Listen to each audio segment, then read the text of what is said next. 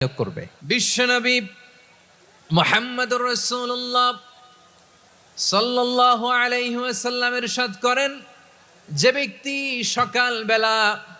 3 বার তেলাওয়াত করবে আউযু বিল্লাহিস সামিউল আলিম মিনাশ শাইতানির রাজিম, এরপরে সূরা হাশরের শেষ 3টি আয়াত তেলাওয়াত করবে, রব্বুল আলামিন ওই ব্যক্তির জন্য 70,000 ফেরেশতা নিয়োগ দিবেন যারা সারা দিন ওই লোকের জন্য মাগফিরাতের দোয়া করবে। শুধু এখানেই শেষ নয়, বিশ্বনবী ফরমান ওয়া ইন মাতা ফি যালিকাল ইয়াউমি মাতা শাহীদান, ওই দিন যদি ওই ব্যক্তিটা ইন্তেকাল করে সে শহীদ হয়ে কিয়ামতের দিন আল্লাহর সামনে দাঁড়াবে। সকালবেলা যদি পড়েন 3 বার আউযু বিল্লাহিস সামিউল আলিম মিনাশ শাইতানির রাজিম 3 বার পড়ে সূরা হাশরের শেষ 3 আয়াত যদি তেলাওয়াত করেন, তাহলে আপনার জন্য আল্লাহ তাআলা 70,000